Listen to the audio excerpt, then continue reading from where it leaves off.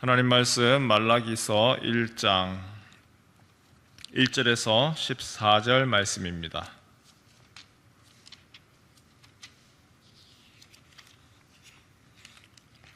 말라기 1장 1절에서 14절입니다.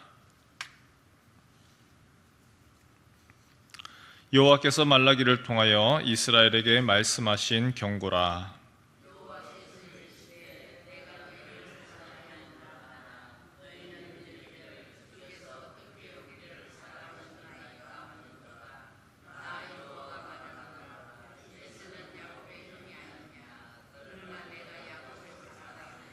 에서는 미워하였으며 그의 산들을 황폐하게 하였고 그의 산업을 광야의 이리들에게 넘겼느니라.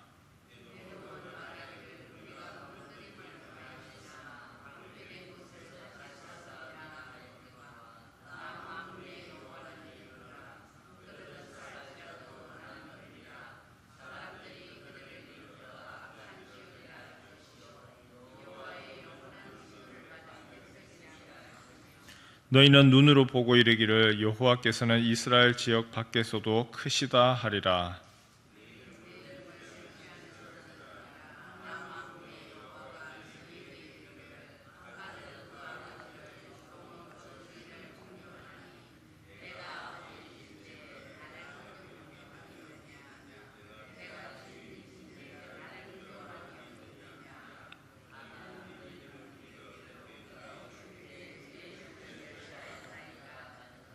너희가 더러운 떡을 나의 제단에 드리고도 말하기를 우리가 어떻게 주를 더럽게 하였나이까 하는도다. 이는 너희가 여호와의 식탁은 경멸히 여길 것이라 말하기 때문이라.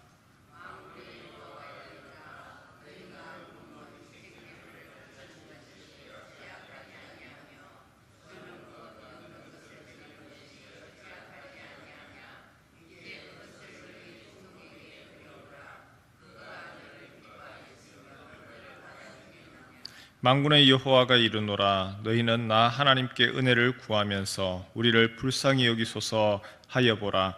너희가 이같이 행하였으니 내가 너희 중 하나인들 받겠느냐.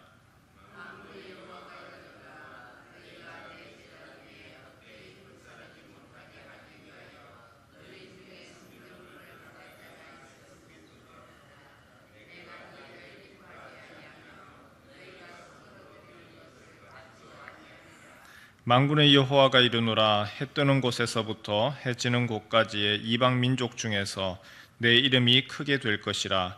각 처에서 내 이름을 위하여 분향하며 깨끗한 제물을 드리리니 이는 내 이름이 이방 민족 중에서 크게 될 것임이니라.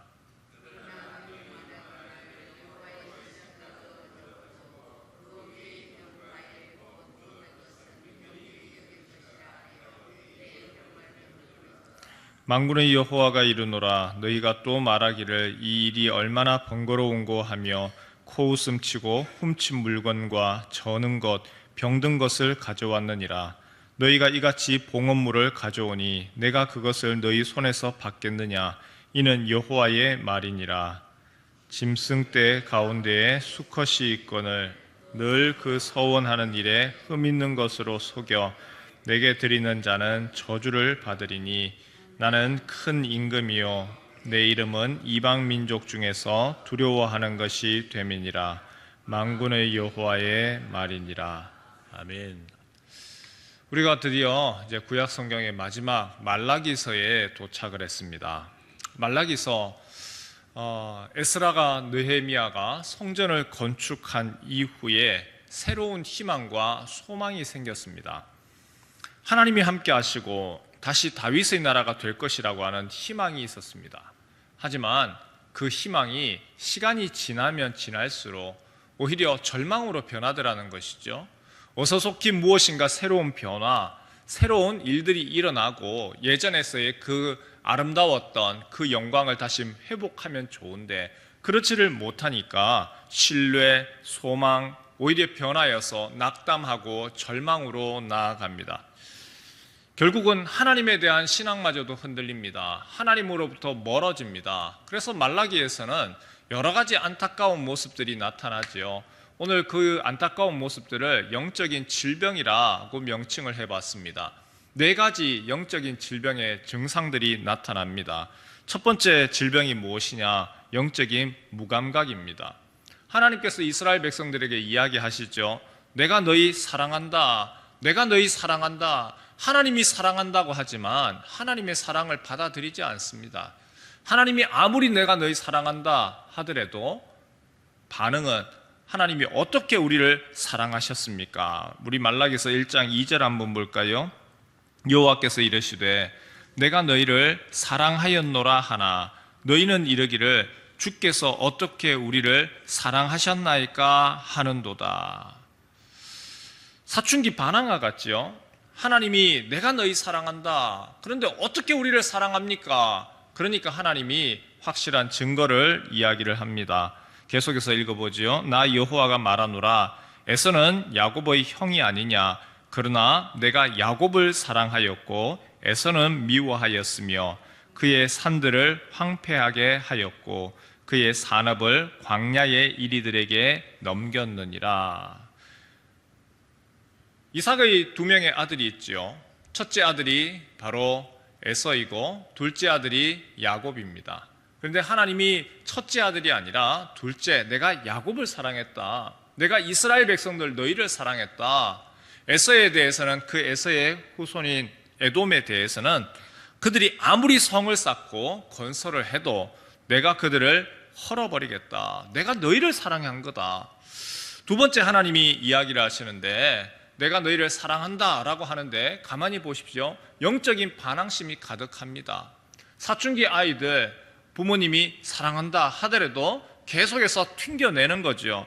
말라기서에서는 보면요, 이스라엘 백성들의 반항적인 말투가 계속 소개가 됩니다.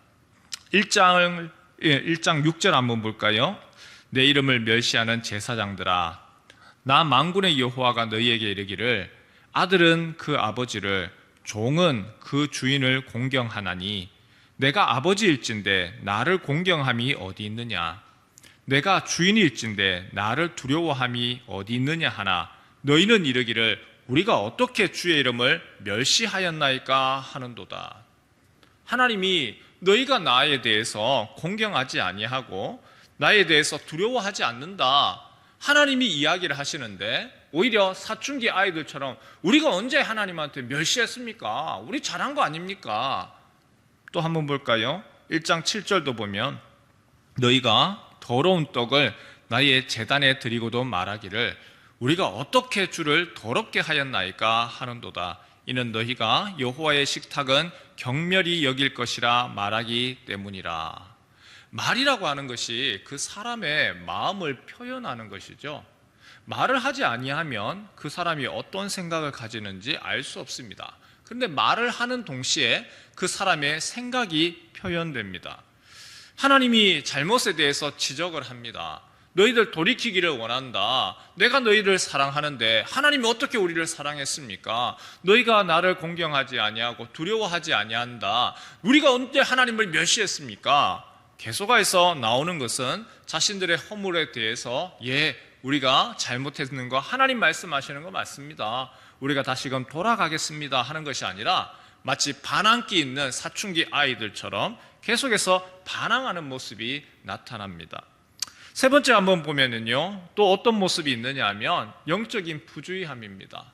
레위기 말씀 우리 성도님들이 잘 아시죠? 하나님께 제사를 드립니다. 제물을 드립니다. 어떤 제물을 드려야 됩니까? 흠이 없고 그 다음에 점이 없고 깨끗한 거 드려야 됩니다. 내가 하다가 싫어가지고 필요 없는 거 하나님께 드리는 것이 아니고 하나님께 제사를 드릴 때에는 1년 된 그리고 깨끗하고 무흠한 문제없고 아주 좋은 것을 하나님께 드려라 그렇게 이야기를 하죠. 그런데 말라기서에서는 하나님께 제사를 합니다. 안 하는 것은 아닙니다. 하지만 그 제사의 모습을 보면 엉망입니다. 우리 8절 한번 볼까요? 8절 말씀 같이 한번 읽겠습니다. 8절 시작. 만군의 여호와가 이르노라 너희가 눈먼 희생제물을 바치는 것이 어찌 악하지 아니하며 저는 것 병든 것을 드리는 것이 어찌 악하지 아니하냐. 이제 그것을 너희 총독에게 드려보라. 그가 너를 기뻐하겠으며 너를 받아주겠느냐. 흠없는 재물을 원하셨던 이유가 무엇이냐면 그 재물이 상징하는 바가 있기 때문입니다. 바로 깨끗하고 흠없는 예수님, 그 예수 그리스도를 예표하기 때문에 너희가 점없고 깨끗한 것을 드려라. 그런데 자기 중심으로 해석을 합니다. 그러니까 내가 쓰던 거, 나한테 이거 안 좋은 거, 병든 거, 그거 하나님께 제물로 드린다는 것이죠. 하나님이 그것을 뭐라고 이야기하시느냐? 내가 그거 받기를 원치 않고 너희 총독한테 가져가 봐라. 그렇게 좋아하겠느냐? 9절과 10절 말씀해 보니까 만군의 여호와가 이르노라.